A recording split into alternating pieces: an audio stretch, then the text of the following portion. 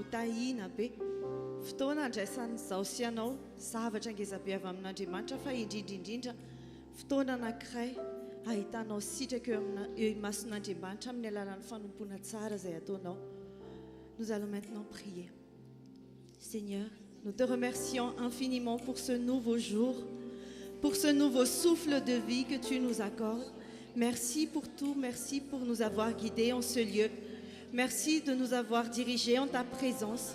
Et aujourd'hui, nous sommes sûrs, Seigneur, que nous allons recevoir de toi.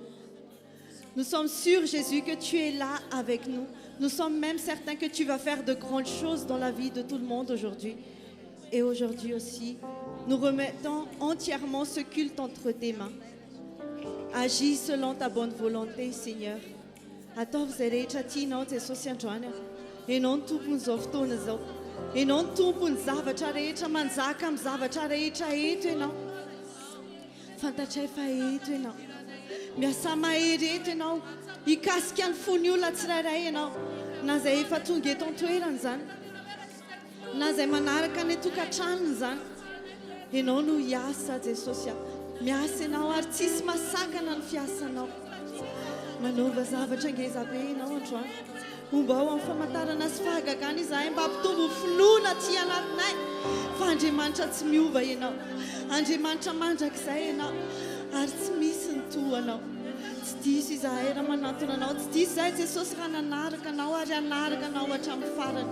Izao fotoana izao dia hotahinao be. Ao anatin'izao fotoana izao dia hisandratra ny anaranao. Ao anatin'izao fotoana izao dia haneho ny Andriamanitra mahery anao ianao. Satria izay no maizy anao Andriamanitra. Izay no maizy anao Jesosy.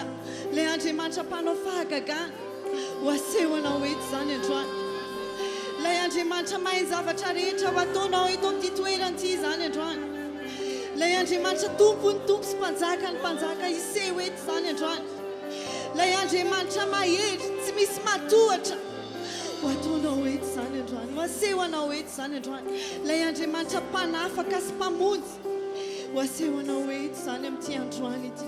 Ny olona tsirairay avy androany Jesosy eo dia hatsapa ny fanatrehanao eto. Hatsapa ny herinao. Tsy ho maimaina intsony izy raha miala eto. Fa eto ianao. Jesosy eo eto ianao. Sy ny fanahinao. Eto ianao. Hiasa-toi minay. Hikasikiana. Jesosy eo. Asandraty ny heranao. Tena eto Jesosy. Eto ny herana. Aza misalasalany amin'izany mihitsy ianao. Fa eto Jesosy. Eto ianao. Miasa-toi minay. Mitsaoka anao. Mitsaoka anao. Eto ianao. Tsapanay izao. Eto ianao. Tsapanay. Ianao ilay matoky amin'ny teninao Jesosy. Hoe naiza misy olona tena mivory amin'ny anatinao dia eto ianao. Mino mitsaoka anao. Mino izahay fa tsy miova ianao. Eto ianao. Miasa-toi minay. Mitsaoka anao. Mitsaoka anao. Eto ianao. Tsapanay izao. Eto ianao. Pationa aminao eto izahay. Tsapanay izao. Nous voulons sentir ta présence. Nous voulons baigner dans ta présence. Mitsaoka anao. Eto ianao. Miasa-toi minay. Mitsaoka anao. Mitsaoka anao. Ianao ilay mpanao lalana. Ianao ilay mpanao fahagagana. Mpanao lalana. Mpanao fahagagana. Tanante mazava miposaka. Tompo izay maizy anao. Mpanao lalana ianao. Mpanao lalana.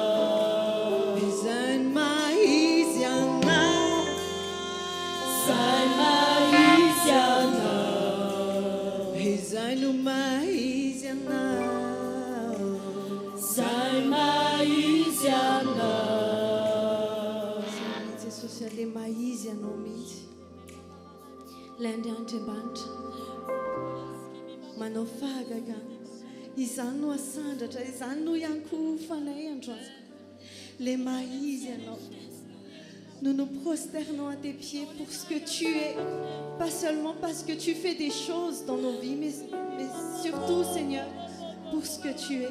Les maïs, et non les fiandouins, et non les fiafaran, et non les alpha, oméga, et non les Yahweh, et non nos saints. Alléluia. Vous n'avez satria mendrika an'izany ianao, mendrika ny hoasandra amin'ny ambony indrindra ianao, mendrika omena ny dera rehetra ianao. Alleluia Jesosy, tsy misy teo alohana ary tsy misy ao aoriananao fa ianao dia ianao rehetra. Andriamanitra, ilay talohany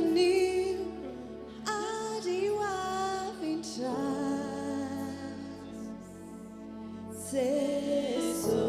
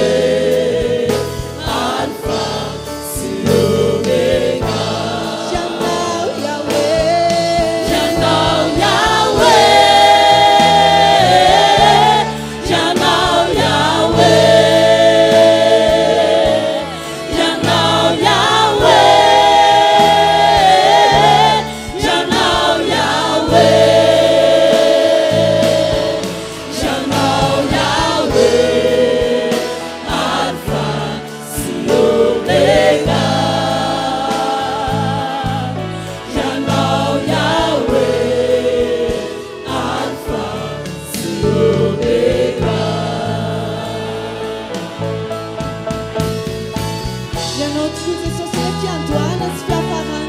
Tu es le commencement et tu es la fin. Pour tout ce que nous voyons, Seigneur, tout ça a été créé pour toi. Sois élevé au plus. Oh, tu vas agir dans nos vies en tant qu'alpha et oméga. Et dans les fiens douanes, et dans les fiens parlants, ça va nous. Et dans les fiens douanes, ça va changer. Allez, on t'en a non, mais changer, nous va. Ça tu m'as tout dit. Ça fiens douanes, fitaï. Fiens douanes, ça va changer. Ça va changer, non. Al fiens parlants, ça va changer. Ça va changer, ça va changer. Oh Seigneur, à toi seul soit la gloire, au siècle des siècles. Toi l'alpha, toi l'oméga, avant toi il n'y en avait pas, après toi il n'y en aura pas. Sois élevé au plus haut. Et nous allons dire que tu es Yahweh. Tu es Yahweh. Tu es Yahweh. Tu es Yahweh. Tu es Yahweh. Tu es Yahweh. Tu es Yahweh. L'alpha et l'oméga. Et l'oméga. Tu es Yahweh. Tu es Yahweh. Alpha et l'oméga. Tu es Yahweh. Tu es Yahweh. Tu es Yahweh. Tu es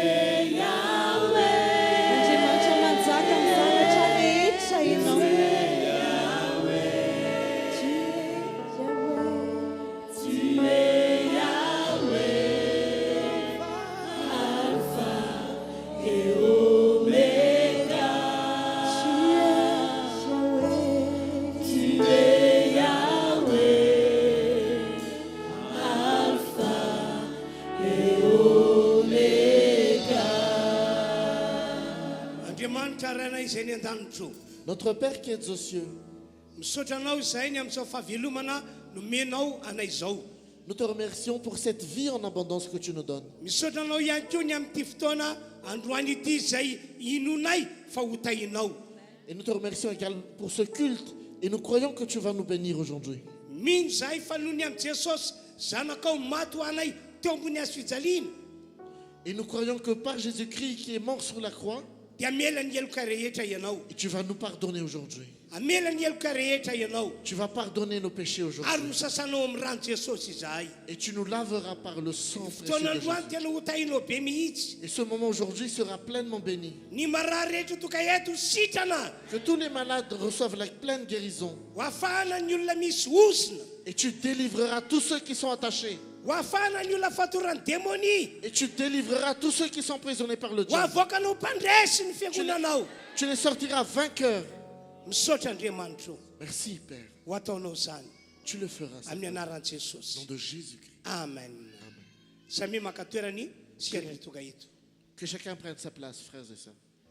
Raisitsika ho fahasoavana lehibe tompoko ty fotoam-pivavahana androany maraina ity. Nous prenons encore ce culte pour une grande bénédiction pour nous. Ka dia arabaina amin'ny anaran'i Jesosy avokoa ianareo rehetra zay toka eto. Et je vous salue donc chaleureusement, vous tous qui êtes ici. Arabaina toy izany akoa ianareo izay ila tokantrano ka manaraka zao fotoam-pivavahana izao. Et je salue aussi tous nos frères et sœurs qui nous suivent en ligne maintenant. Amin'ny finoana no anambarako fa hanao zavatra lehibe eto Andriamanitra androany. Et par la foi, je vous déclare que Dieu va faire de grandes choses ici aujourd'hui. Afaka andray an'izany akoa ianareo izay ila tokantrano. Et vous également qui nous suivez de chez vous, vous pouvez recevoir cela. Ho voninahitra Andriamanitra andao hiteka mafy dia mafy sika rehetra. Nous acclamons le Seigneur pour sa gloire. Raha mbola misy mafin'izany dia ataovy ihany. Et acclamez encore plus fort pour votre Seigneur. Halleluja! Alléluia. Halleluja! Alléluia. Amin'izao fotoana izao isika dia anokana fotoana anaovana vavaka mandohalika. Et maintenant, nous allons réserver un moment de prière. Une prière que nous allons faire à genoux. Anao vavaka isika ho fanamafisatsika fa atsika rehetrarehetra io dia an'Andriamanitra. Et nous allons faire cette prière pour affirmer encore que nous appartenons à Dieu. Ao anatin'izany vavaka ataontsika zany a dia asehoy fa ianao dia tsy isan'ny olona zao tontolo zao intsony. Et durant cette prière, montre vraiment que tu n'appartiens plus à ce monde. Ka hoe mbola andeha tahaka ny faneon'ny olona zao tontolo zao. Et que tu marches selon les pratiques de ce monde encore. Ao anatin'ny vavaka ihany koa dia asehoy fa ianao dia tsy isan'ny jetilisa intsony. Et durant cette prière, montre aussi que tu ne fais pas partie des gens qui sont ennemis de Dieu. Ka mbola andeha tahaka fanianany jetilisa. Et que tu iras encore selon les mauvaises manières de ce monde. Fa efa novidina tamin'ny rano Jesosy isika. Mais Jésus-Christ t'a payé cher par son sang. An'Andriamanitra isika. Tu appartiens à Dieu. Atokany ho an'Andriamanitra ny momba antsika rehetra. Préserve tout ce qui est de ta vie à Dieu. Amasiny ho an'Andriamanitra ny momba antsika rehetra. Sanctifie tout ce qui te concerne pour Omeny Dieu. voninahitra Andriamanitra Donne honneur à ton amin'ny Dieu alalan'ny fiainantsika. à travers ta Ndeo sainteté. hiteka mafy an'Andriamanitra izy. Acclame le Seigneur encore. Hivavaka araka izany tsika rehetra rehefa avy eo. Et nous allons donc prier en ce sens, frères et sœurs. Manaraka izany ny lohatenin'ny afatra entiko androany dia izao. Et voici également le thème que j'aimerais exposer aujourd'hui. Afatra manentana antsika mba hanao sitrapon'Andriamanitra. Je vous exhorte vraiment à faire la volonté de Dieu. Mivavay ihany koa ianao mba tsy ho titre fotsiny ma olon'Andriamanitra anao fa tena hoe olon'Andriamanitra tokoa ianao. Et prie également que le chrétien ne soit pas juste un titre, mais que tu sois vraiment le peuple de Dieu. Tena porofoy amin'ny alalan'ny fanaovanao sitrapon'Andriamanitra izany. Et que tu appartiens à ce peuple car tu fais vraiment la volonté de Dieu. Andao tsy ianao hira anankiray a vao vita tehiry ity dia hiaraka doalika hivavaka isika. Nous allons faire une louange et adoration. Ensuite, nous allons passer à la prière.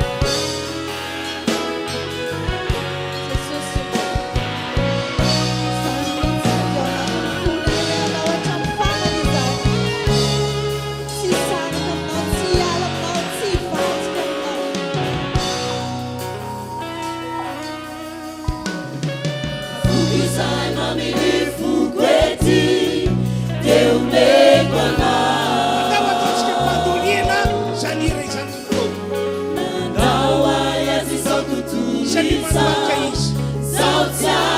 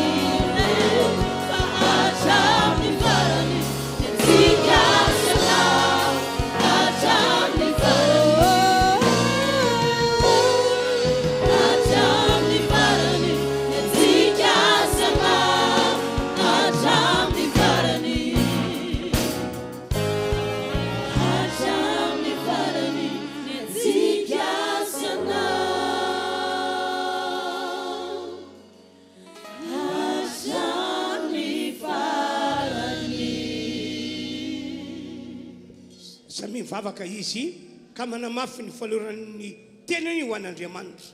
Nous allons commencer la prière maintenant et nous allons nous consacrer à Dieu. Amafisiko indray fa tsy an'izao tontolo zao itsony ianao ka mbola andeha araka ny fomba fanaony. Et raffermis encore que tu n'appartiens plus à ce monde et tu n'iras pas selon les sentiers de ce monde. Tsy olona gentilisa ihany koa isika fa efa n'Andriamanitra.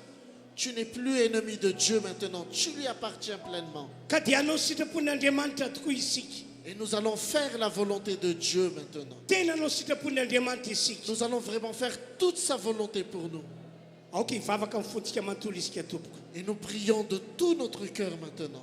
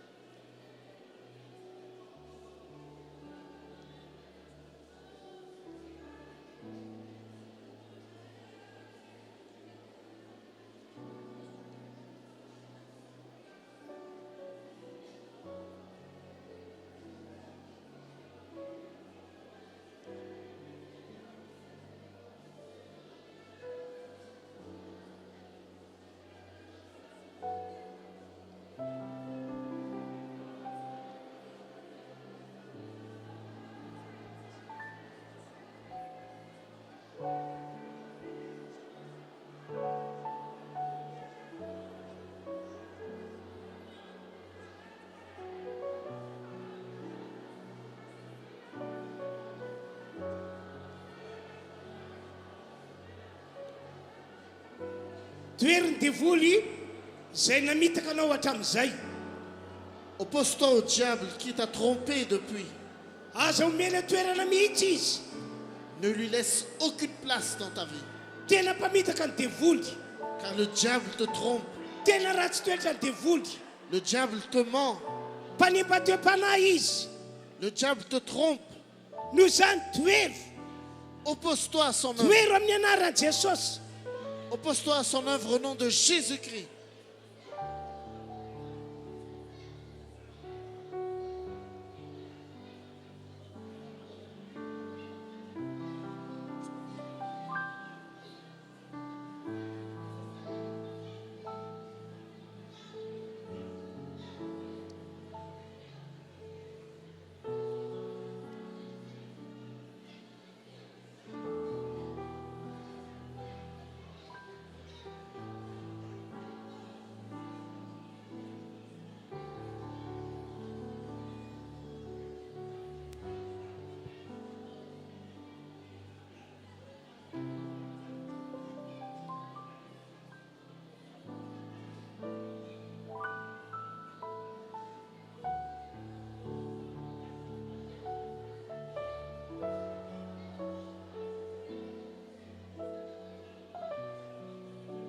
Ao anaty vavaka ataontsika rehetra dia samy manamafy fa ianao dia anao sitrapon'Andriamanitra ety an-tany tahaka ny any an-danitra. Et pendant cette prière, déclare vraiment que tu vas faire la volonté de Dieu.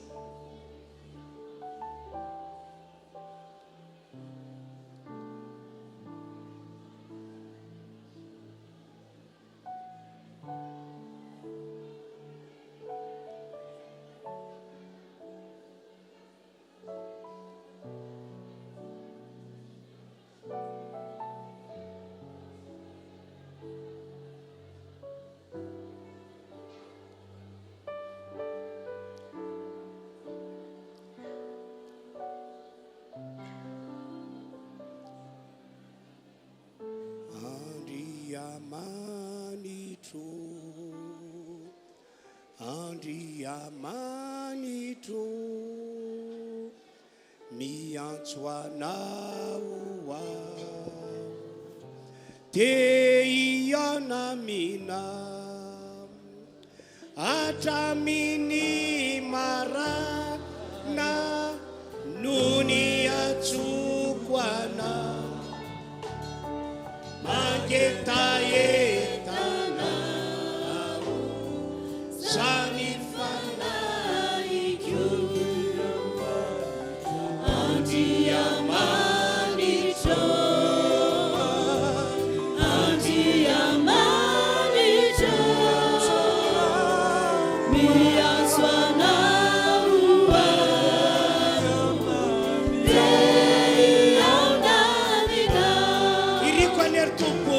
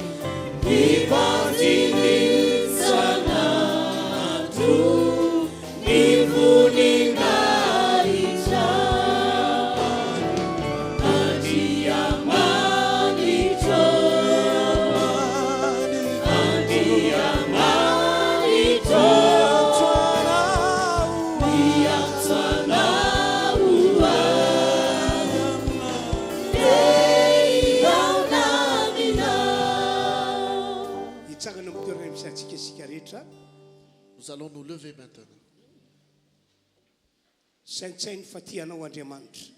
Garde en tête que Dieu t'aime. Garde en tête que Dieu nous aime d'un amour profond. Car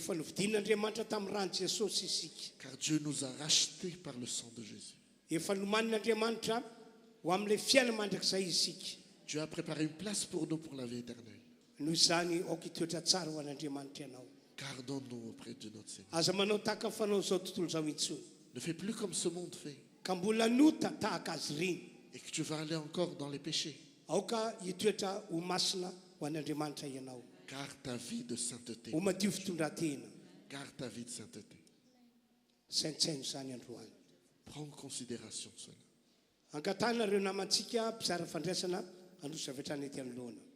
Les diacres vont monter maintenant.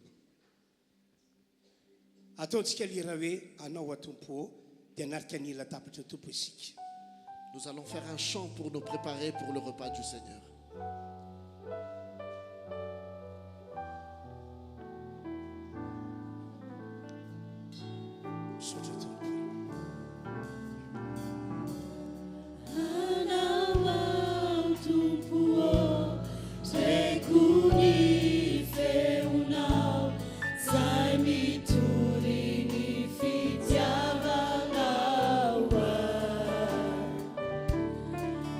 Família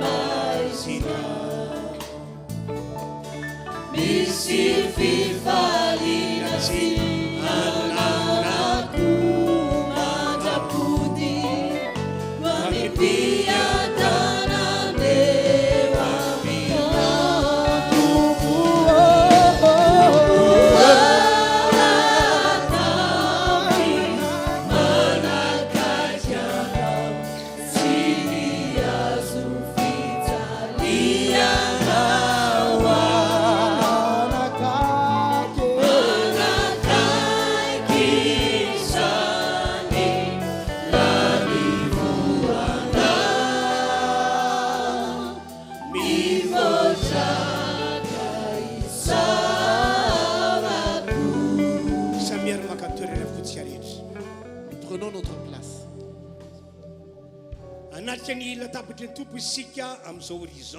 Nous allons maintenant participer au repas du Seigneur.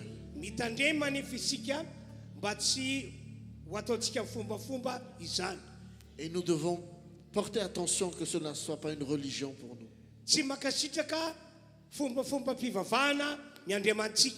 Car Dieu n'apprécie pas la religion et l'habitude. Car Dieu n'apprécie pas ce qui est une habitude pour nous.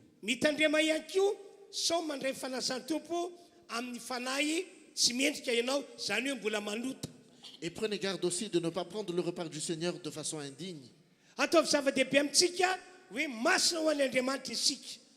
Prenez attention que notre Dieu est saint. Que nous puissions prendre une grande bénédiction sur cela. Fermons les yeux. Notre Père, que ta bénédiction soit sur nous. Que ton pardon soit sur nous. Que tu nous laves par le sang de Jésus. Sanctifie-nous, Père. Et que quiconque qui soit ici participe au repas du Seigneur, il prendra une grande bénédiction. Il prendra une grande bénédiction pour lui. Merci, Père. Au nom de Jésus-Christ. Amen. Amen.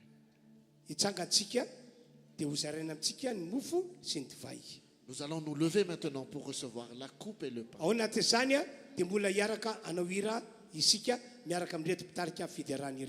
Nous allons rester dans l'adoration et la louange.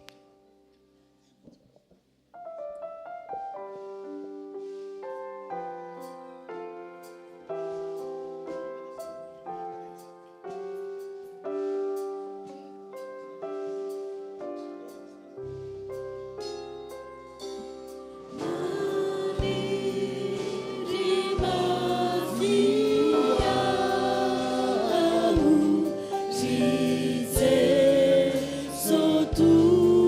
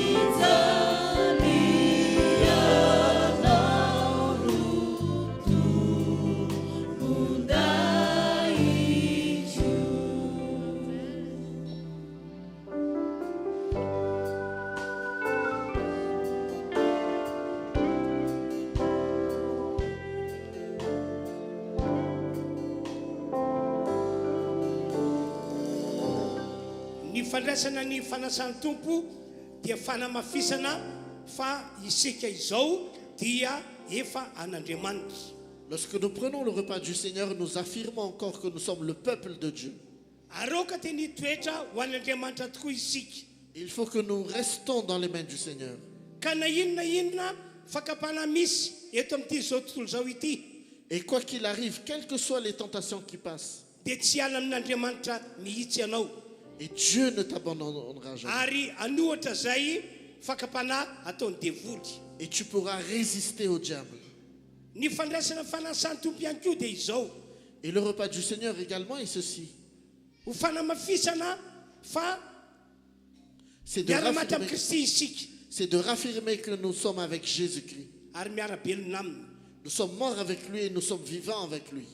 Noho izany raisiny fonao rehetra ny fandraisana androany. Et prends donc le repas du Seigneur aujourd'hui.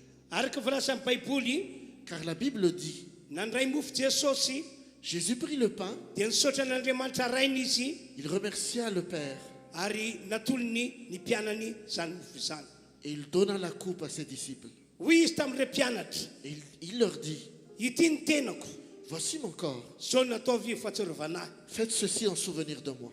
Zao nataovy fahatsiarovana ahy. Faites ceci en souvenir de moi. Andriamanitra rana eo. Notre Père, ety tananay ny mofo, nous avons entre nos mains le pain, zay raisinay ho tenanao, que nous prenons pour le corps de Jésus. Tenanao Jesosy io. C'est ton corps ceci, Jésus, entre nous. Inona an'izany izahay. Nous allons le prendre maintenant. Fanekenay, car nous acceptons fan'Andriamanitra izahay. Que nous sommes le peuple de Azo Dieu. mandrakizay izahay. Nous sommes à lui pour toujours. Misaotra raiky. Nous te remercions, notre Père. Eny tananao mofo ka dia ano ny tenan'i Jesosy. Le pain est entre tes mains. Prends-le, c'est le corps de Jésus.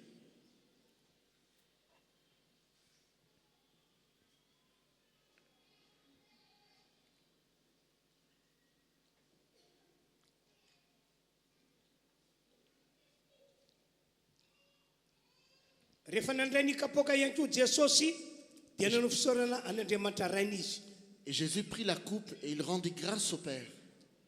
Rehefa vita ny fisaorana zany dia natolony ny mpianatra. Et lorsqu'il rendit grâce, il partagea la coupe à ses disciples. Nambarany Jesosy tamin'izany fa iny no rany ho famonjena ty zao tontolo zao ity. Et Jésus leur dit, buvez, ceci est mon sang pour le salut de ce monde. Misaotra anao zahay Andriamanitra. Nous te remercions, notre Père. Ety tananay ny divay. Car le vin est entre nos mains. Et nous le prenons comme le sang de Jésus. Nous allons le prendre et le boire de tout notre cœur.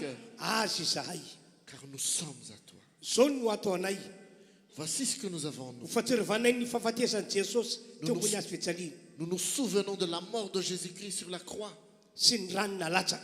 Et le sang qu'il a versé pour nous. Nous te remercions, notre Seigneur. Prenez la coupe, le sang de Jésus entre vos mains.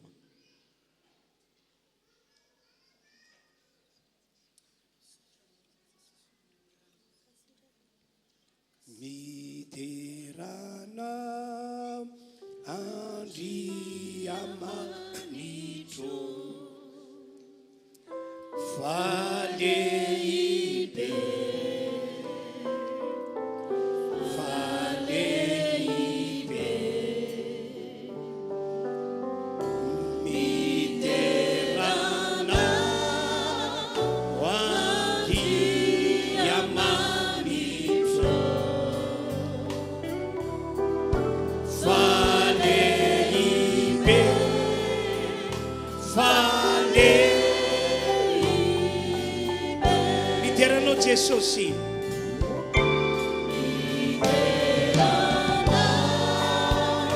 Se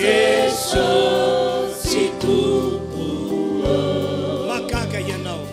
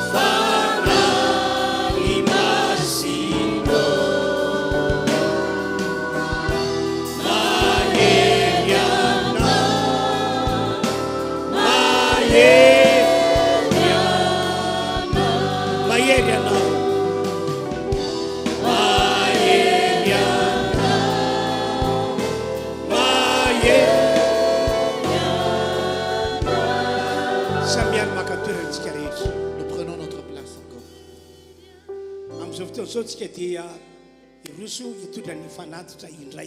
Et nous arrivons au moment où nous allons servir le Seigneur par nos offrandes.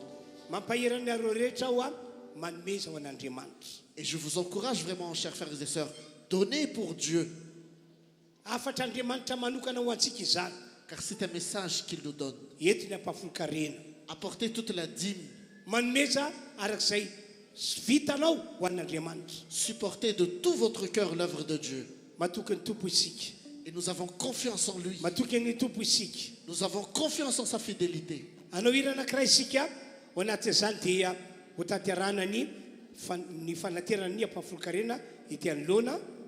À travers une louange et une adoration, nous allons commencer à porter les dîmes devant.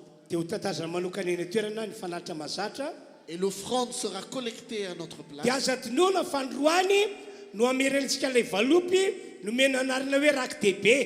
Et aujourd'hui encore, nous allons remettre l'offrande spéciale chaque mois. Nous allons commencer maintenant.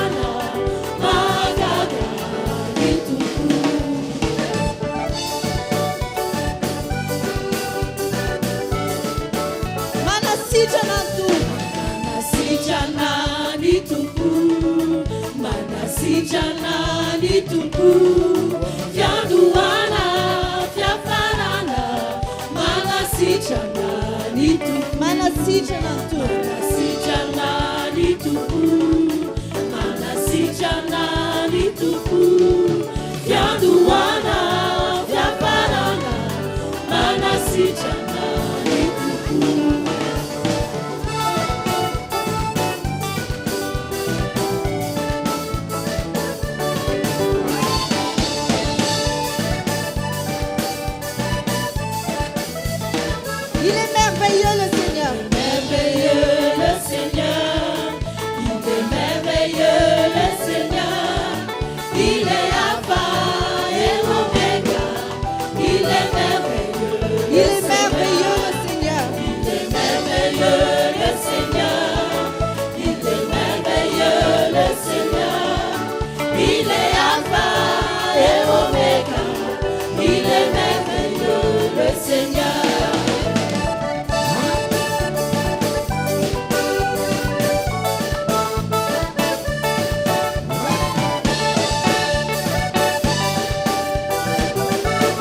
Il est puissant le Seigneur. Il est puissant le Seigneur. Il est puissant le Seigneur. Il est Alpha et Omega. Il est puissant le Seigneur. Il est vivant le Seigneur.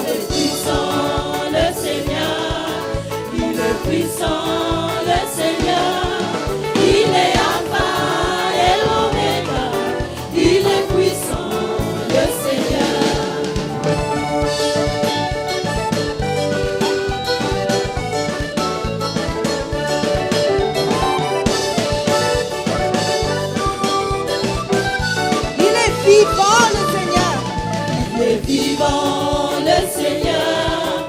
Il est vivant le Seigneur. Il est Alpha et Omega.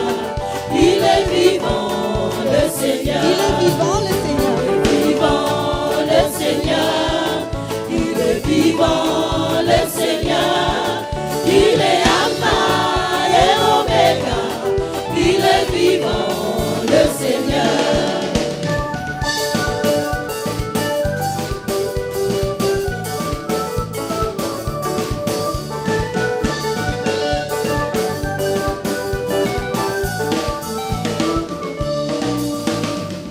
Acclamons fort pour le Seigneur.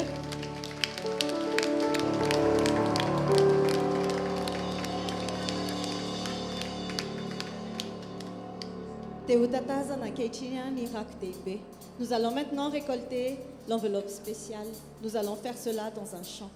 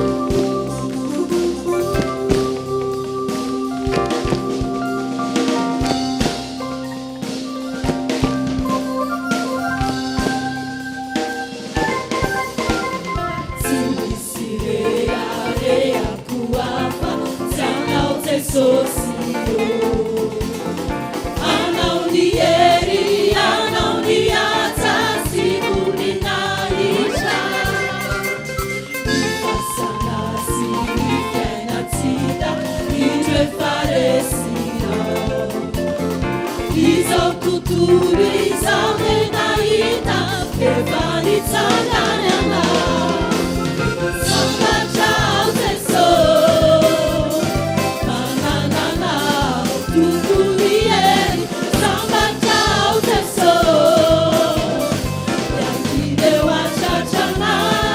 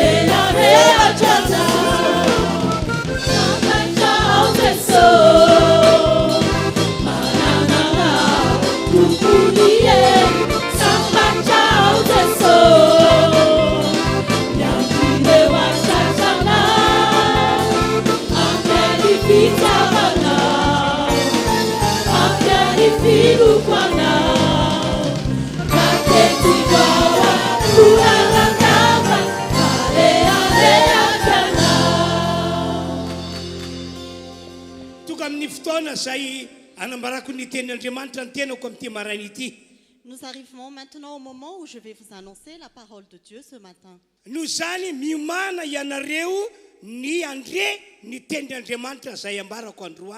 Alors préparez-vous à recevoir la parole de Dieu que je vais annoncer.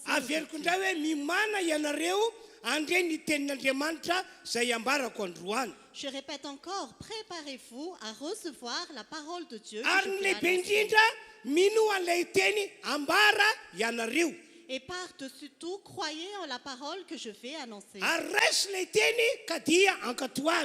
Reçois la parole et mets-la en pratique. Reçois la parole et mets-la en pratique. Sachez tous, vous qui assistez à ce culte,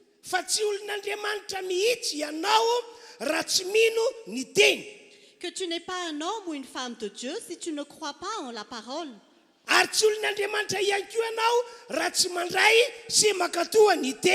Tu n'es pas un homme ou une femme de Dieu si tu ne reçois pas la parole et tu ne la mets pas en pratique.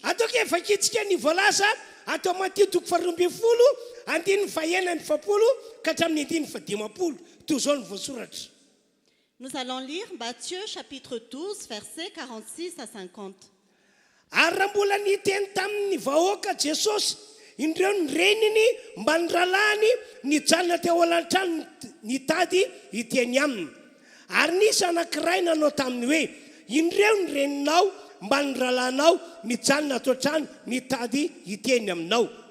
Fa namaly izy ka nanao tamin'ilay nilaza taminy hoe iza moa ny reniko ary iza ny ralaiko ary naniditra ny tanany nanondry ny mpianany izy ka nanao hoe indreo ny reniko sy ny ralaiko. Fa na iza no anao sitrapony raiko zay any an-danitra dia izy ny ralaiko sy anabaviko ary reniko. Comme Jésus parlait encore à la foule, sa mère et ses frères qui étaient dehors cherchaient à lui parler. Quelqu'un lui dit, « Ta mère et tes frères sont dehors et cherchent à te parler. » Mais Jésus répondit à celui qui lui parlait, « Qui est ma mère et qui sont mes frères ?» Puis il tendit la main vers ses disciples et dit, « Voici ma mère et mes frères. En effet, celui qui fait la volonté de mon Père céleste, celui-là est mon frère, ma sœur et ma mère. »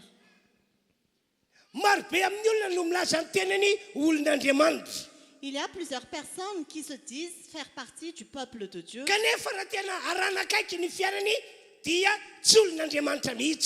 Mais si on observe de près leur vie, ils ne font pas partie du peuple de Dieu.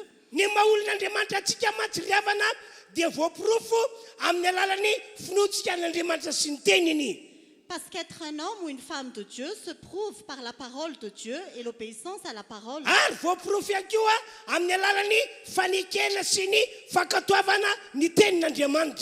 Cela se prouve à travers l'obéissance à la parole de Dieu.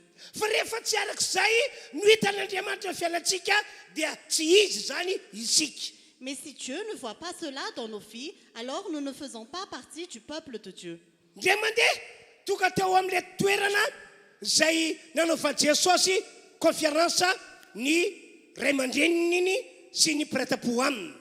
Un jour, les parents de Jésus et les frères et sœurs de Jésus sont venus à l'endroit où il faisait une conférence. Les gens ont dit à Jésus,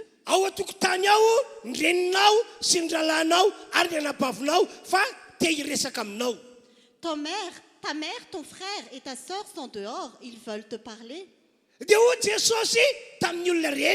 Et Jésus a dit à tous,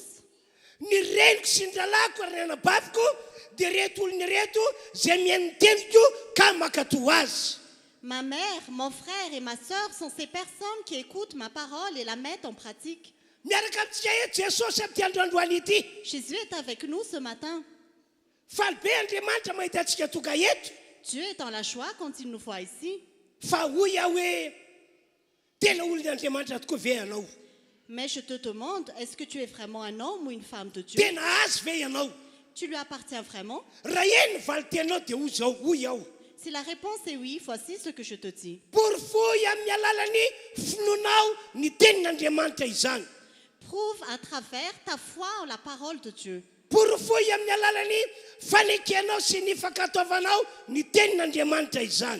prouve à travers ton obéissance à la parole de Dieu. À part cela, bien-aimé, ne te trompe pas par de faux raisonnements.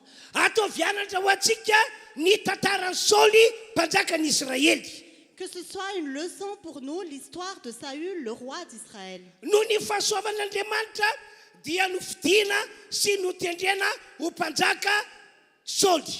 Par la grâce de Dieu, Saül a été désigné en tant que roi.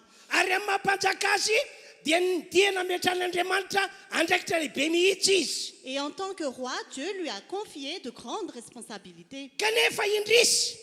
Malheureusement, Saül n'a pas marché selon la parole de Dieu. Il n'a pas obéi à la parole de Dieu. C'est-à-dire qu'il n'a pas accompli la volonté de Dieu.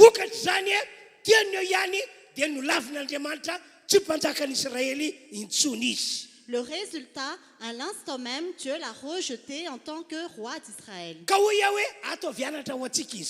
Alors que cela nous serve d'exemple.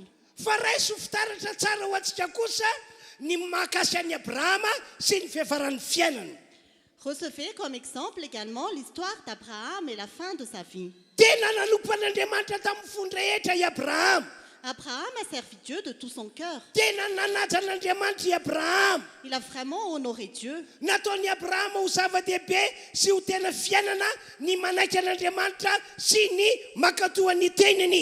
Abraham a considéré comme une priorité dans sa vie d'obéir à la parole de Dieu.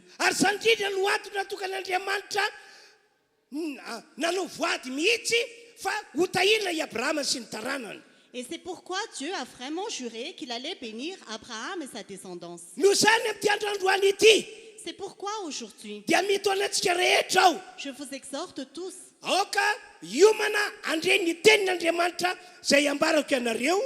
Préparez-vous à recevoir la parole de Dieu que je vous annonce. Et par-dessus tout, croyez en la parole que je vous annonce. Recevez la parole et mettez-la en pratique.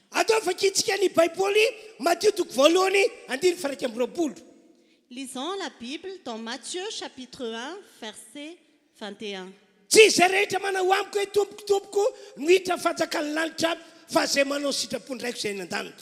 Matthieu chapitre 7, verset 21. Ceux qui me disent Seigneur, Seigneur n'entreront pas tous dans le royaume des cieux, mais seulement celui qui fait la volonté de mon Père céleste. Je relis la parole pour que vous recevez bien.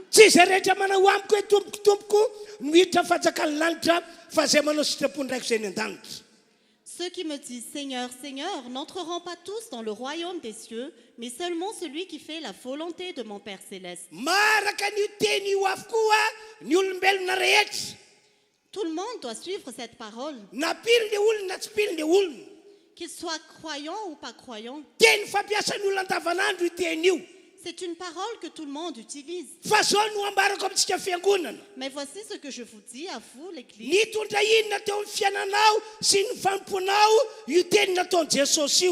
Qu'est-ce que cette parole de Jésus a emporté dans ta vie et dans ton service? Cette parole de Jésus a-t-elle apporté un changement dans ta vie? Cette parole a-t-elle transformé ta vie?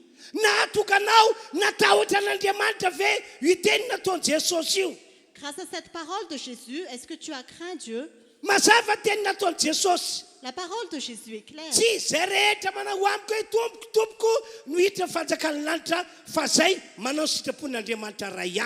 Ceux qui me disent Seigneur, Seigneur n'entreront pas tous dans le royaume des cieux, mais seulement celui qui fait la volonté de mon Père céleste. Il y a plusieurs personnes qui disent que Jésus est leur Seigneur. Plusieurs des personnes qui suivent Jésus actuellement.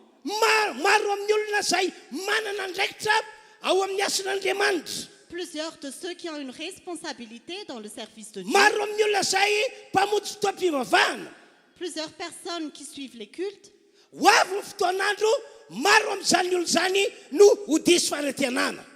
Le jour viendra où plusieurs de ces personnes seront déçues.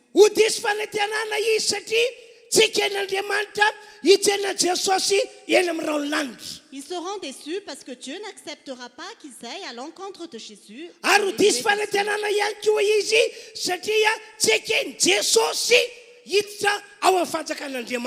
Ils seront déçus parce que Jésus ne va pas accepter qu'ils entrent dans le royaume de Dieu. La raison, c'est ceci. Il est un homme ou une femme de Dieu. Il sert Dieu. Tout le monde le sait. Mais il ne respecte pas Dieu. Il n'accepte pas la parole de Dieu. Il n'obéit pas à sa parole. Il conduit sa vie selon ses propres manières.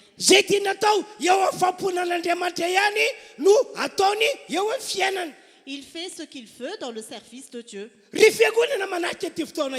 Chère assemblée qui assistait à ce culte,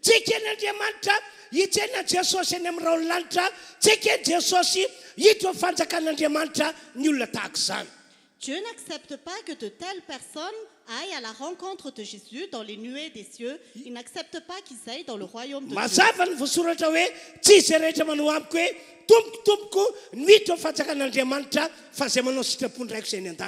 Ce qui est écrit est clair. Ceux qui me disent Seigneur, Seigneur n'entreront pas tous dans le royaume des cieux, mais seulement celui qui fait la volonté de mon Père céleste. Je vous raconte encore l'histoire de Saül, le roi d'Israël.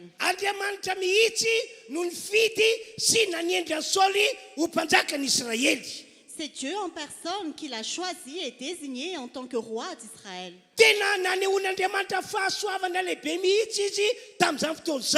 Dieu lui a manifesté une grande grâce à cette époque. Parce qu'il n'avait pas l'intention de devenir roi. Mais par la grâce de Dieu, il est devenu roi. Parce que Saül est roi. Le Seigneur Dieu lui a donné une grande responsabilité.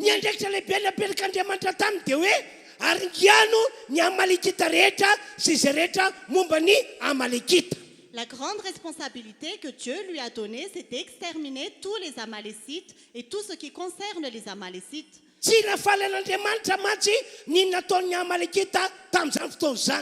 Parce que Dieu était irrité contre les Amalécites à cette époque.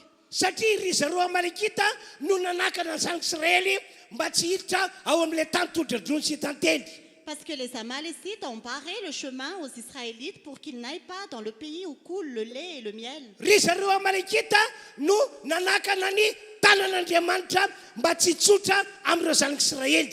Ce sont les Amalécites qui ont empêché la main de Dieu d'agir sur les Israélites.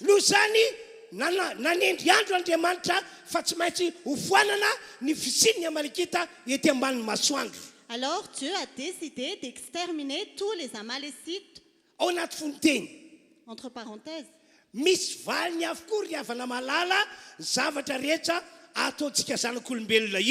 Il y a toujours une conséquence, bien-aimée, par rapport à ce que nous faisons sur terre.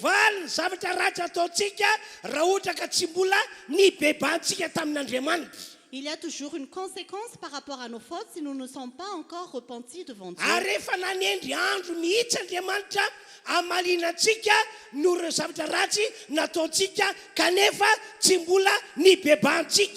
Et Dieu a déjà désigné un moment pour nous punir de tous nos mal que nous avons commis si nous ne nous sommes pas encore repentis. Alors ne pense pas que Dieu a oublié ce que tu as fait. Dieu n'oublie jamais le mal que tu as fait. Cela est déjà écrit dans le livre de Dieu.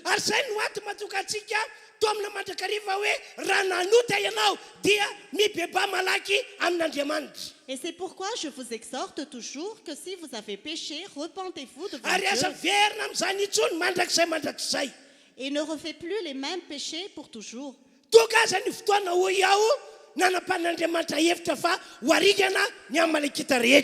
Alors le moment est venu où Dieu a décidé d'exterminer tous les Amalécites. toy zao voasoratra ato amin'ny Samuel voalohany toko vadimy ambin'ny folo andiny voalohany ka hatramin'ny andiny fahatelo. Voici ce qui est écrit dans 1 Samuel chapitre 15 versets 1 à 3. Aroa Samuel tamin'ny Jehova, aroa Samuel tamin'ny Saoly. Jehova naniraka hanositra anao ho mpanjakan'ny Israely olony. Koa ankehitriny mihaino ny tenin'i Jehova ianao. Izao no lazain'i Jehova tompony maro. Ho valiko izay nataon'ny Amalekita tamin'ny Israely dia ny nanotrehany azy tany an-dalana fony izy niakatra avy tany Egypta. Ko mandeha ihany ankehitriny ka mameleza ny Amalekita ary aringano izay rehetra mety ho azy ka zasina miankana fa vonoy avokoa na lahy na vavy na ankizy madinika na zaza amin'olo na omby na ondry amanosy na rameva na briky. Samuel dit à Saül, c'est moi que l'Éternel a envoyé pour te consacrer par onction comme roi sur son peuple, sur Israël. Écoute donc les paroles prononcées par l'Éternel. Voici ce que dit l'Éternel, le Maître de l'univers. Je me souviens de ce que les Amalécites ont fait à Israël lorsqu'ils lui ont barré le chemin à sa sortie d'Égypte. Va maintenant frapper les Amalécites, vouer à la destruction tout ce qui leur appartient. Tu ne les épargneras pas et tu feras mourir hommes et femmes, enfants et bébés, bœufs et brebis, chameaux et ânes. Mazava ny teny nataon'Andriamanitra tamin'ny Saoly mpanjaka. La parole de Dieu à Saül est claire. Mazava ny andraikitra izay nakin'Andriamanitra taminy. La responsabilité que Dieu lui a confiée est Mandeha claire. iana ianao ary ingiany ny Amalekita rehetra sy izay rehetra momba azy ho Jehovah-Andriamanitra. Va maintenant exterminer tous les Amalécites et tout ce qui leur concerne, dit l'Éternel Dieu. Indrisy nefa Malheureusement, fa tsy nahatateraka zany Saoly mpanjaka. Saül le roi ne l'a pas accompli. Tsy nahatateraka sitrapon'Andriamanitra Saoly mpanjaka. Le roi Saül n'a pas accompli la volonté de Dieu. Tsy nandeharaka ny iraka izay nandran'Andriamanitra azy izy. Il n'a pas réalisé la mission que Dieu lui a confiée. Fa nanana ny sainy sy ny heviny manokana Saoly. Mais Saül a fait ses propres pensées. Tsy mety amin'Andriamanitra zany diavanao. Cela ne convient pas à Dieu. Tena tsy mety bien-aimé. amin'Andriamanitra zany. Cela ne convient pas à Dieu. Amandriamanitra n'Andriamanitra En tant que Dieu, dia natao ekena teny izy. il a dit sa parole. Natao akatoavina ny teniny. Nous devons obéir à sa parole. Fa maha-olombelona antsika kosa Mais en tant qu'être humain, dia natao anaiky an'Andriamanitra isika. nous devons accepter la Natao parole de anaiky Dieu. tenin'Andriamanitra isika. Nous devons accepter la parole Natao de akatoy isika. Dieu. Nous devons obéir. Vokatry zany Le résultat, teny eo ihany dia nanapa-kevitr'Andriamanitra fa hajanona tsy ho mpanjakan'Israely intsony Saoly. à l'instant même, Dieu a décidé que Saül ne serait plus le roi d'Israël. Tsy mety amin'Andriamanitra mantsy ilay toetra sy ilay toepanahy nananan'ny Saoly. Parce que Dieu n'approuvait pas le caractère et l'état d'esprit de Saül. Adininy hoe olombelona izy ary Andriamanitra io maniraka azy io. Il a oublié qu'il était un être humain et que c'est Dieu qui l'a envoyé. Ataoko efakitsika Samuel voalohany toko fadimy ambin'ny folo manomboka amin'ny andininy fafito ka hatramin'ny andininy faraika ambin'ny folo. Lisons 1 Samuel chapitre 15 versets 7 à 11. Ary tsara ny voasoratra Suivez bien ce qui est écrit. ary Saoly namely ny Amalekita hatrany avily amin'ny lalana makany sora izay tandrifiny Egypta ary azo samy belony Agaga mpanjakan'ny Amalekita fa ny vahoaka rehetra kosa dia naringany tamin'ny elatsabatra fa Saoly sy ny olona tsy namono any Agaga sy izay tsara indrindra tamin'ny ondry amanosy sy ny omby sy ny mifa sy ny zanak'ondry ary izay tsara rehetra fa tsy fony ho naringany ireny fa ny ratsy rehetra sy izay tsy tiany kosa dia naringany ihany hatreo aloha. Saül porta des coups à Amélec depuis Havila jusqu'à Shur, qui fait face à l'Égypte. Il captura Agag, roi d'Amélec, vivant, et il voua à la destruction tout le peuple en le passant au fil de l'épée. Mais Saül et le peuple épargnèrent Agag, ainsi que les meilleures brebis, les meilleurs bœufs, les meilleures bêtes de la seconde portée, les agneaux gras et tout ce qu'il a fait de bon. Ils ne voulurent pas le vouer à la destruction.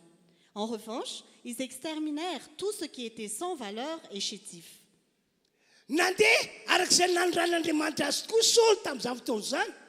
Saül a suivi la mission que Dieu lui a confiée.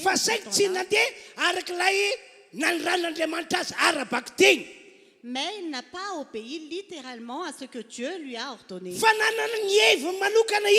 Il avait ses propres pensées. La Bible dit ce que nous allons entendre. Il a vraiment tué les Amalécites.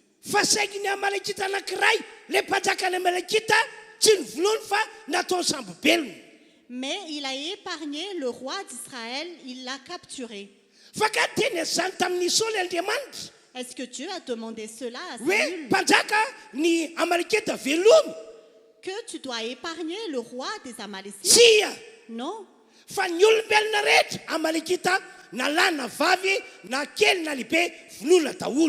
Mais tu dois tuer et exterminer tous les Amalécites, hommes et femmes, enfants et bébés. Et Saül a suivi ce que Dieu lui a demandé.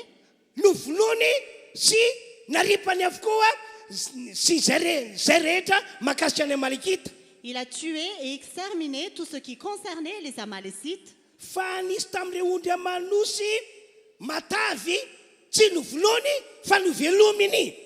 Mais il n'a pas tué les meilleures bêtes et les agneaux gras. Mais est-ce que Dieu lui a demandé cela? Dieu n'était pas content de ce qu'il a fait. Parce qu'il n'a pas fait la volonté de Dieu. Et voici ce qui est écrit au verset 10 et 11. Manenao no nanaovaka ny Saoly mpanjaka fa niala tamin'ny fanarahana izy ka tsy nahatanteraka ny teniko dia tetry Samuela ka nitaraina tamin'i Jéhovah mandritry ny alina. L'Éternel adressa la parole à Samuel. Je regrette d'avoir établi Saül pour roi, car il se détourne de moi et il n'accomplit pas mes paroles. Samuel fut irrité et il cria à l'Éternel toute la nuit. Bien-aimé qui assistait à ce culte.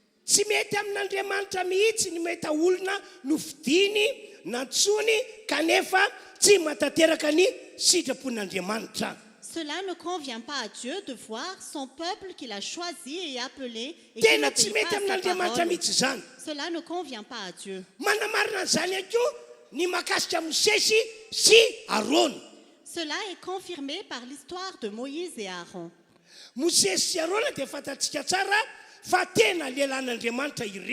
Moïse et Aaron, nous les connaissons bien, ce sont des hommes de Dieu. Ce sont vraiment des hommes de Dieu.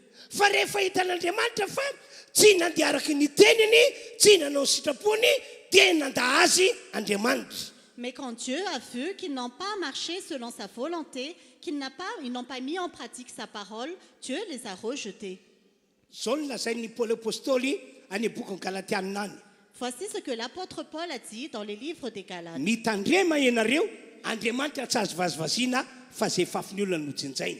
Prenez garde, car nous ne pouvons pas rigoler avec Dieu. Ce que l'homme a semé, il le moissonnera.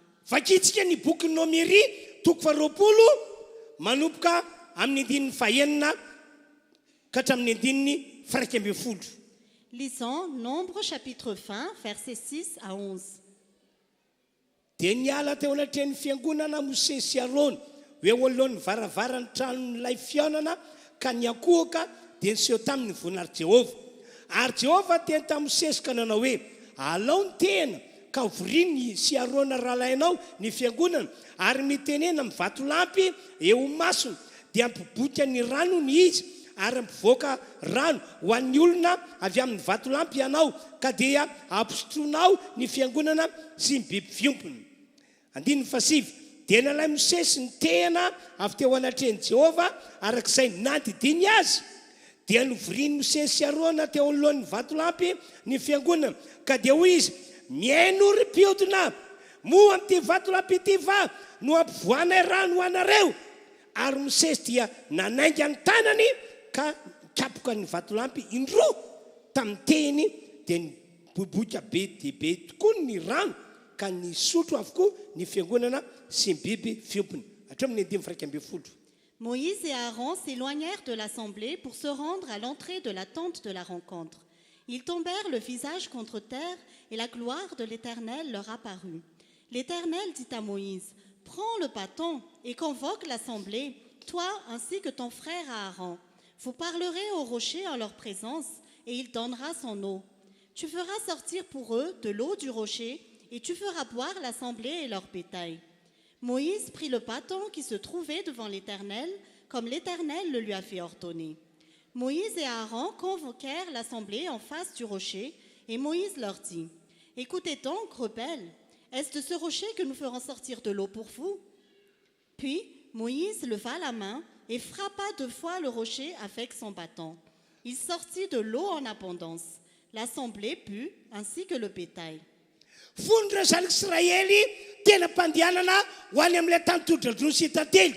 Quand les Israélites étaient en marche vers le pays où coule le lait et le miel, ils ont affronté de très grands combats. Il n'y avait pas d'eau à boire en chemin. Alors les Israélites ont crié à Dieu. Et Dieu les a écoutés. Bien-aimés qui êtes ici, tant que nous sommes en vie sur cette terre, il y aura toujours des problèmes et des combats devant nous. Mais en tant que peuple de Dieu, nous ne devons pas être découragés. Et surtout, nous ne devons pas reculer ou rebrousser chemin. Et si tu rencontres des problèmes et des combats, prie à Dieu. Crie à Dieu.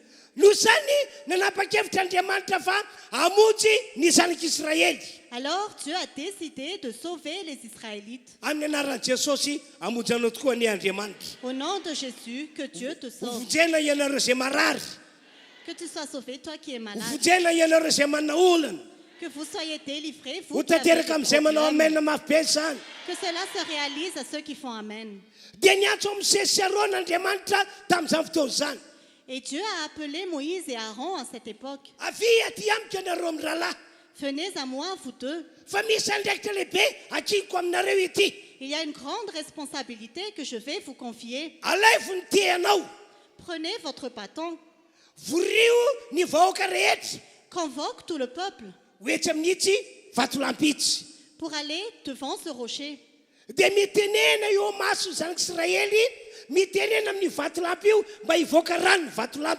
Et parle en présence des Israélites, parle à ce rocher pour qu'ils sortent de l'eau du rocher. Et Moïse a pris le bâton. Et il l'a vraiment fait. Il était irrité, il a appelé les Israélites.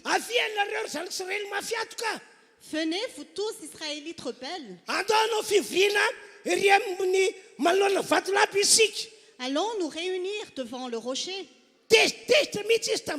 Il était vraiment irrité en ce temps-là. Il avait vraiment mal au cœur en ce temps-là. Et c'est ce qu'il a fait. Quoi qu'il advienne, ne marche pas selon ton cœur. Ne marche pas selon ton cœur. Parfois, tu peux pécher si tu suis tes émotions. Et quand Moïse et les Israélites étaient devant le rocher,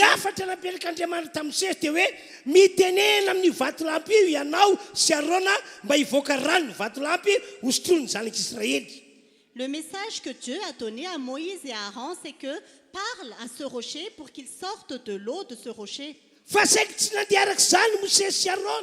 Mais Moïse et Aaron n'ont pas agi ainsi. Moïse a pris le bâton. Et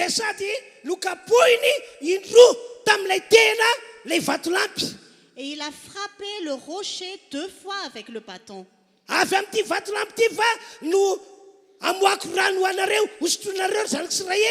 Est-ce de ce rocher que je vais faire sortir de l'eau pour que vous le buvez, Israélite?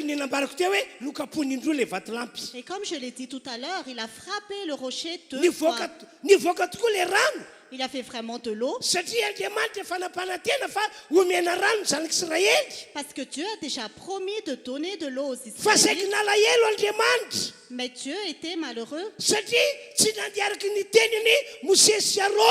Parce que Moïse et Aaron n'ont pas obéi à sa parole. Moïse et Aaron n'ont pas respecté sa volonté.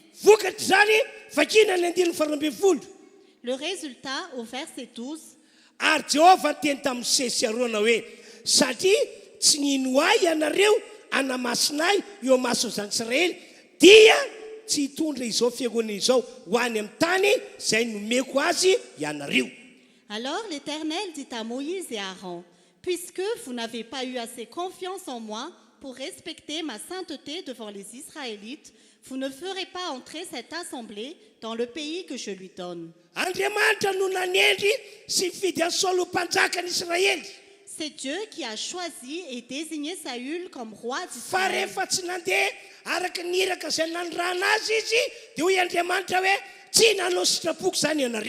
Mais quand il n'a pas obéi à la mission que Dieu lui a confiée, il a dit, tu n'as pas fait ma volonté.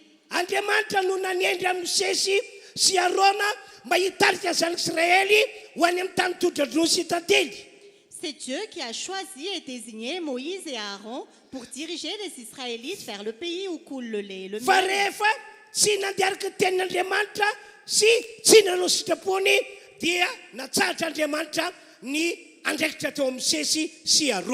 Mais quand ils n'ont pas obéi à la parole de Dieu, ils n'ont pas fait la volonté de Dieu, Dieu leur a retiré leur responsabilité. Chère assemblée qui est ici, nous sommes des êtres humains que Dieu a créés. Nous sommes faits pour servir Dieu et faire sa volonté. Parce qu'il est Dieu. Et nous sommes des êtres humains. Ce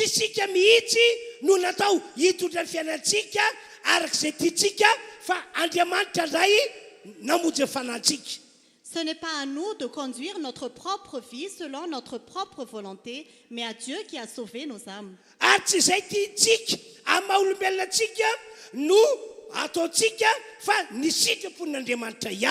Et nous ne faisons pas ce que nous voulons faire en tant qu'être humain, mais seulement la volonté de Dieu.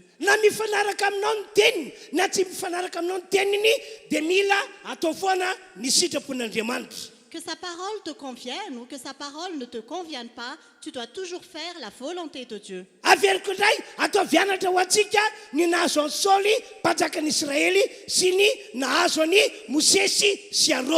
Je répète encore que cela nous serve de leçon ce qui est arrivé au roi Saül et à Moïse et Aaron. Et que cela nous serve de leçon la fin de leur histoire. Nous allons relire Matthieu chapitre 7 verset 21.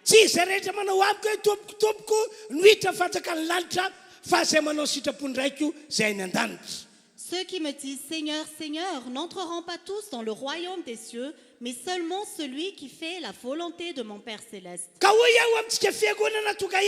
Et je vous dis à tous qui êtes ici,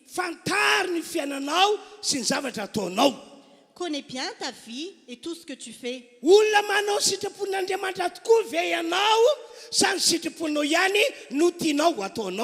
Est-ce que tu fais vraiment la volonté de Dieu ou tu fais ta propre volonté?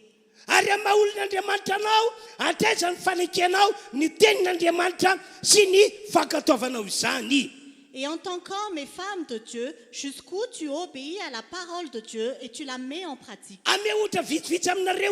Je vais vous donner quelques exemples. Si tu as péché, tu as un mauvais comportement, et pourtant tu te dis, croyant, est-ce que tu fais la volonté de Dieu?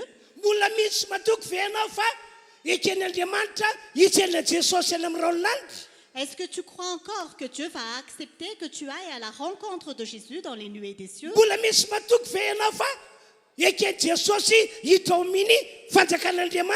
Est-ce que tu crois encore que Jésus va accepter que tu entres dans le royaume de Dieu? La parole de Jésus est claire.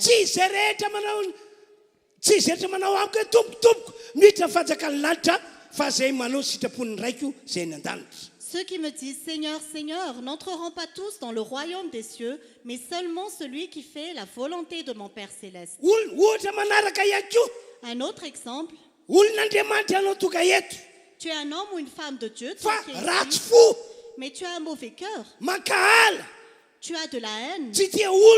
Tu n'aimes pas les gens. Est-ce que tu fais la volonté de Dieu ainsi, bien-aimé?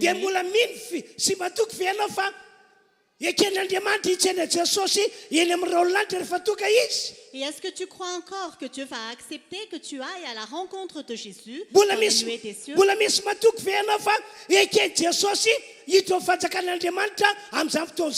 Est-ce que tu crois encore que Jésus va accepter que tu entres dans le royaume de Dieu?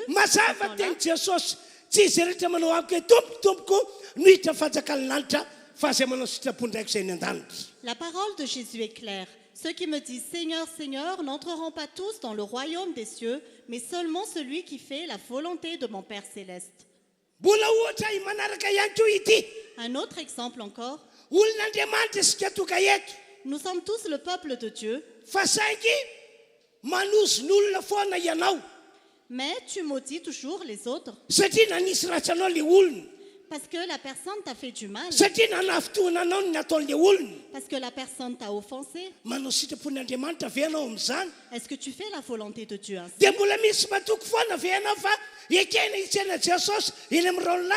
Et est-ce que tu crois encore que Dieu va accepter que tu ailles à la rencontre de Jésus dans les nuées des cieux? Et est-ce que tu crois encore que Jésus va accepter que tu entres dans le royaume de Dieu? Nous devons changer. La réponse est non, parce que la parole de Jésus est claire. Je relis la parole.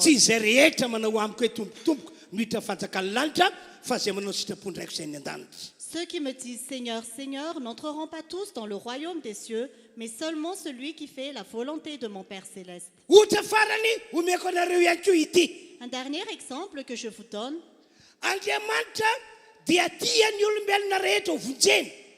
Dieu veut que toute la création soit sauvée.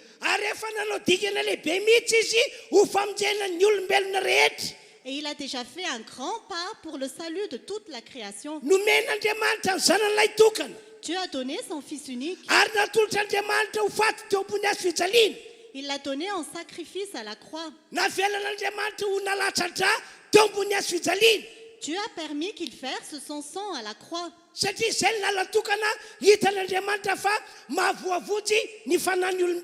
Parce que c'est le seul chemin que Dieu a vu pour sauver le salut des âmes. Mais pour que le salut se réalise pour tous les hommes, cela dépend de nous qui sommes sauvés. Cela ne suffit pas que Jésus soit mort à la croix. Cela ne suffit pas que Jésus ait versé son sang à la croix.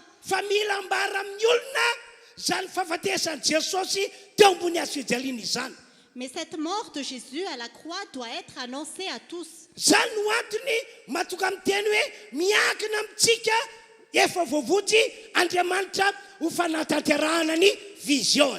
C'est pourquoi je répète encore que Dieu s'appuie sur nous qui sommes déjà sauvés pour accomplir sa vision.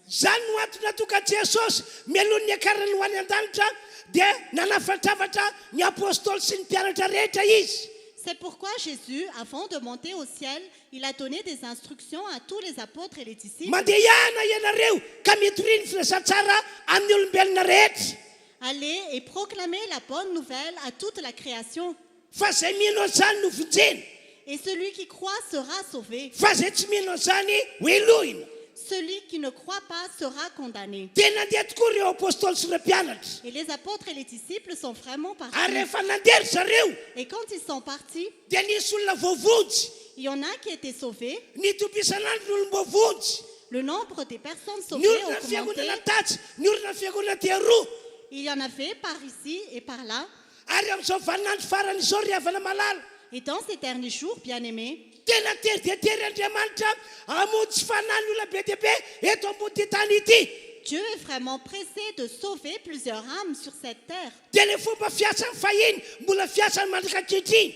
Et sa façon de travailler auparavant, c'est la même façon qu'il a Miankina maintenant. amintsika olombo vonjy Andriamanitra. Dieu s'appuie sur nous qui sommes sauvés Mba ho famonjena ny olona very. pour sauver ceux qui sont perdus. Rano marina zany miankina amintsika fiangonana rehefi eto otratra kely Andriamanitra ho famonjena ny hafa. En vérité, Dieu s'appuie sur nous, l'Église Réfi Anjunjakel, pour sauver les autres. Mila mandeha isika mitory ny filasan-tsara amin'ny olombelona rehetra. Nous devons proclamer la bonne nouvelle à toute la création. Mila manambara amin'ny olona rehetra ny amin'ny Jesosy Kristy voaomby teo ambony hazo fijaliana isika. Nous devons annoncer à tous que Jésus a été crucifié. Hoy Andriamanitra tamin'ny Saoly mandeha ihany arikanina maleketa rehetra aza vela iso velana iray azy.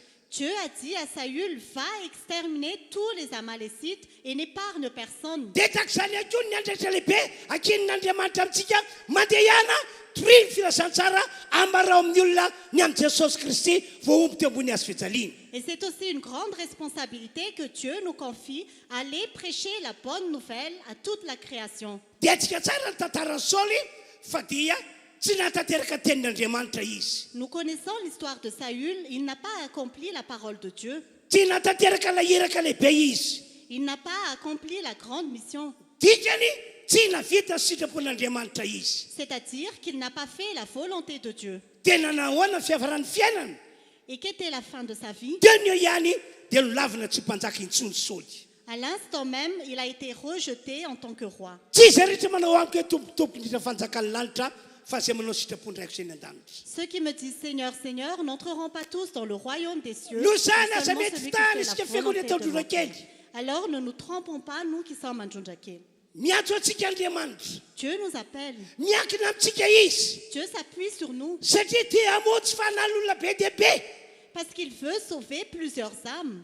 Fa raha tsy mandeha ianao, Et si tu n'y vas pas, maty teo ambony hazo fijaliana ihany Jesosy. Jésus était toujours crucifié. Nalatsatra teo ambony hazo fijaliana izy. Il a toujours versé son sang, Fa tsisy olona voavonjy eto ambony tany. mais personne ne sera sauvé sur terre. Malahelo Andriamanitra ny amin'izany. Dieu sera triste. Fa raha mahatsara tena ianao, Mais si tu es fa conscient miankina aminao Andriamanitra, que Dieu s'appuie sur toi, metehitra anao izy qu'il s'appuie sur ho toi famonjena ny olombelona pour sauver la ka création andeha ianao et que tu y vas, dia isy fanahy voavonjy ao.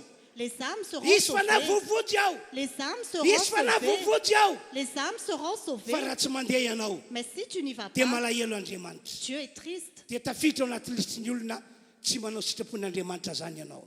Alors tu fais partie des personnes qui ne font pas la volonté de Dieu. Zany indrindra no antony mahatonga manokana. Pourquoi? Tsy mipetrapetraka intsony aho. Je ne reste plus passif, Fa tsy maintsy mandeha mitory ny filasan-tsara ao. mais je dois annoncer l'évangile. Na dia vola be ary lany amin'izany. Même si je dépense beaucoup Dia izay mihitsy d'argent, voatiko hoe mandritry ny androm-pianako tsy maintsy mitory ny filasan-tsara ao. c'est vraiment mon feu que durant toute mon existence, je dois prêcher l'évangile. Iriko ry havana malala hifindra ny aminareo ihany koa zay fanahy ananako izay. Je souhaite, bien aimé, que cet esprit que j'ai aille aussi. Andao anapa-kevitsika rehetra andeha hitory ny filasan-tsara.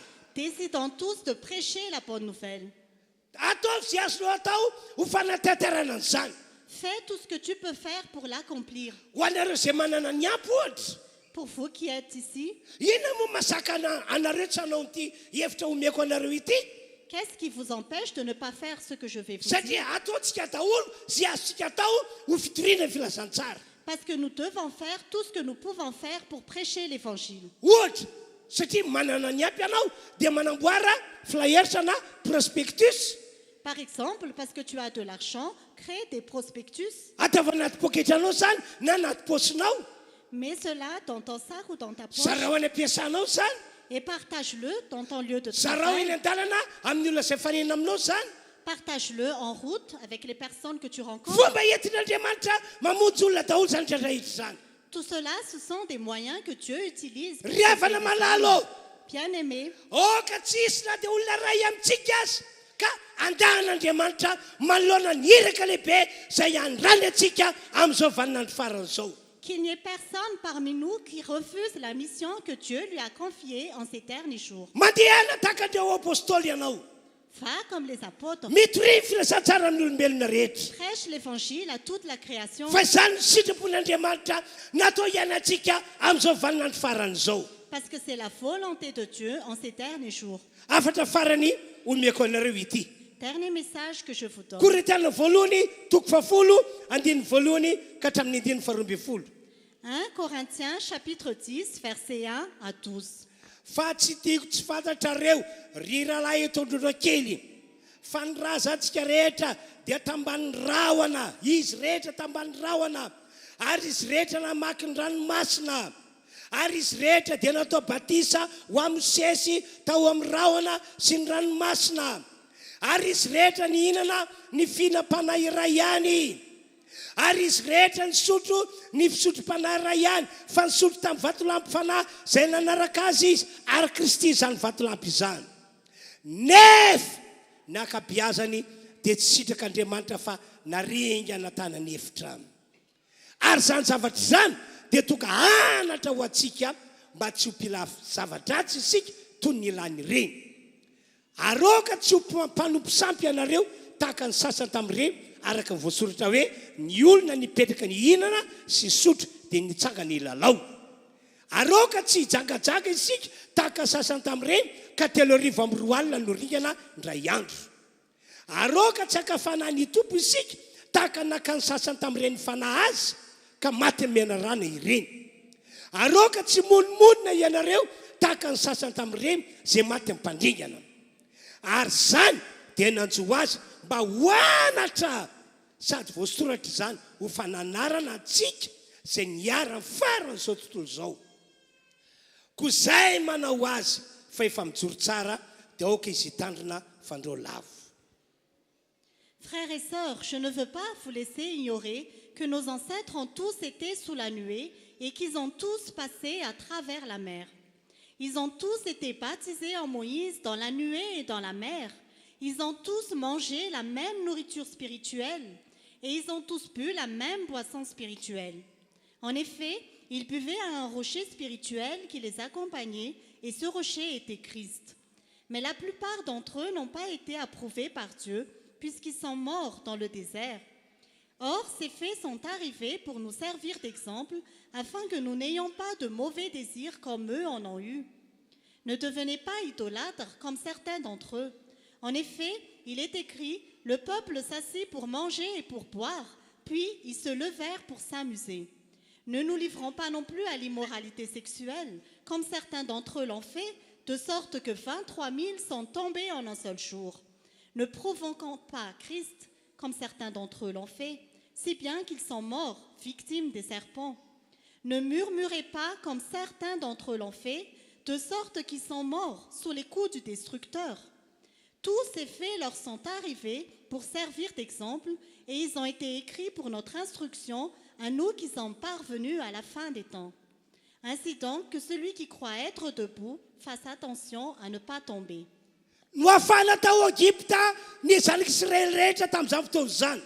Les Israélites étaient sortis d'Égypte en ce temps-là. Les Israélites ont reçu la même promesse.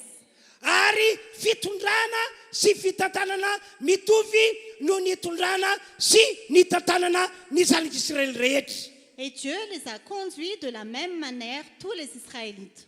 Fa ny nampalahelo dia zao. Mais ce qui est dommage, c'est ceci. Tsy tafiditra tao amin'ny tany Kanana izy rehetra. Ils ne sont pas arrivés au pays de Canaan. Faraka ilay teny vakina teo no ringanina telam-pandehanana ny maro. Mais comme ce qui est écrit tout à l'heure, ils étaient tués en chemin. Rafitinina ny antony dia zao. En résumé, la raison est ceci. Satria tsy nandiaraka ny tenin'Andriamanitra ry zareo. Parce qu'ils n'ont pas obéi à la Tsy parole nanao de Dieu. sitrapon'Andriamanitra ry zareo. Ils n'ont pas fait la volonté de Dieu. Manana ny sainy sy ny heviny ny zanak'Israely. Les Israélites avaient leurs propres pensées. Zay tia nitondra ny fiainany ihany no nataony tamin'izany fotoana izany. Ils ont conduit leurs fils selon leur propre façon de faire. Tsy mety amin'Andriamanitra ny fisany. Mais cela ne convient pas Dia à hoy Dieu. Paul manao hoe Et Paul a dit que cela a été écrit pour nous servir. Et je vous dis à tous, faisons attention. Vous qui êtes bien debout, tenez ferme. Acceptez la parole de Dieu. Faites la volonté de Dieu. Mais pour vous autres qui ne tenez pas ferme, repentez-vous. Repentez-vous devant Dieu. Demandez pardon à Dieu. Demandez que le sang de Jésus et montre à Dieu que tu es prêt à revenir à lui.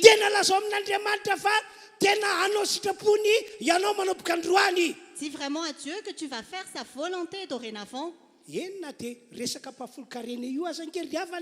Oui, même concernant la dîme, bien-aimé. Plusieurs personnes ne font pas la volonté de Dieu parce qu'ils ont leur propre pensée. Ils ont leur propre pensée. Ils veulent conduire leur vie selon leur propre manière. Je suis un serviteur de Dieu. Je n'ai pas envie de parler des mauvaises conséquences de ne pas faire la dîme parce que je ne suis pas censé pour vous dire, mais pour vous délivrer.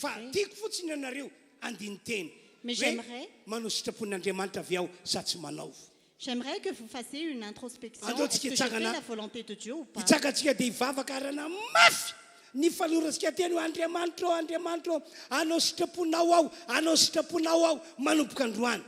Levons-nous et prions, disons à Dieu, Seigneur, Seigneur, je vais faire ta volonté dorénavant. Nous allons tous prier.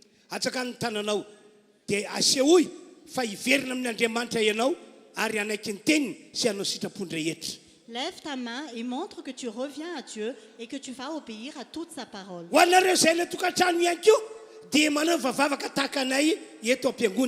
Et vous tous qui êtes en ligne, priez comme nous à l'église. Ouvrons tous notre bouche.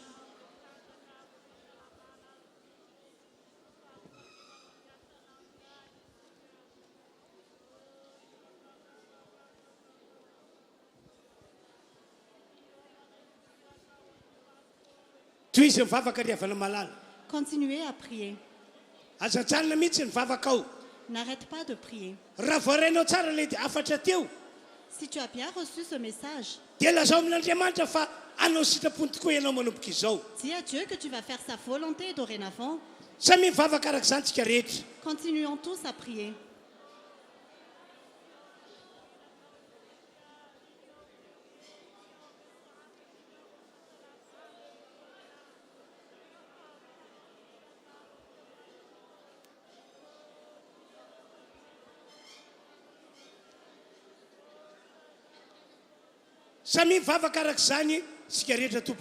Continuons tous à prier.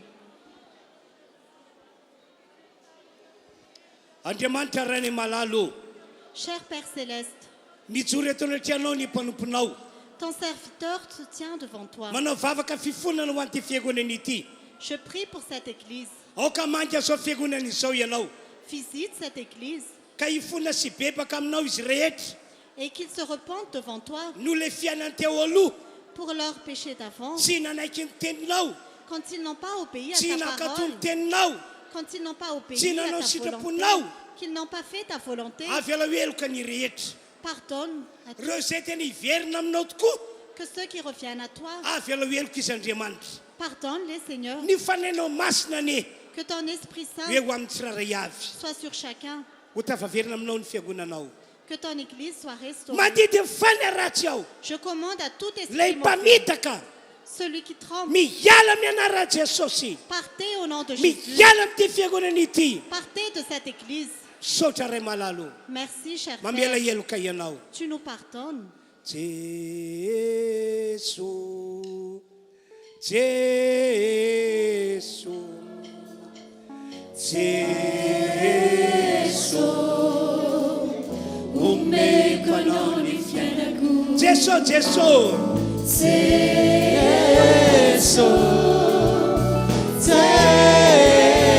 Teso Seso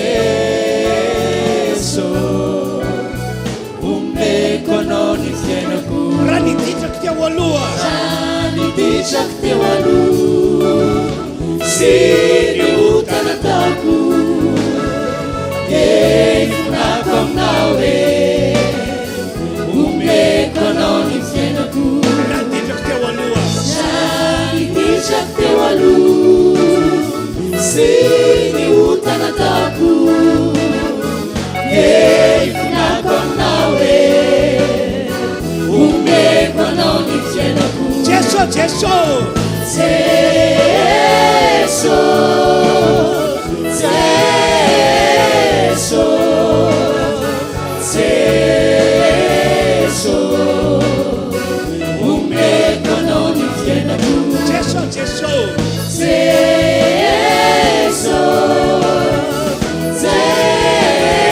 Jesu Jesu Umbeko anao ny fiainako Raha niandro sisa Niandro sisa Sisa mbola iainako Dia atolotra anao e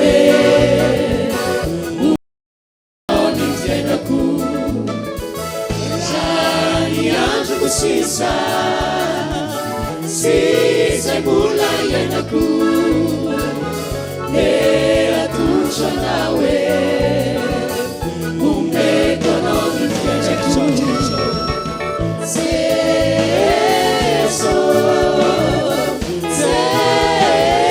Jesu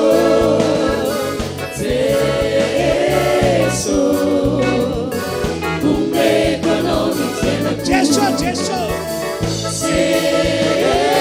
Jesu Jesu Jesu Umbeko anao ny fiainako Epitsaka ihany isika dia tahaka izao ny filazana sy ny fanentanana anentanako antsika rehetra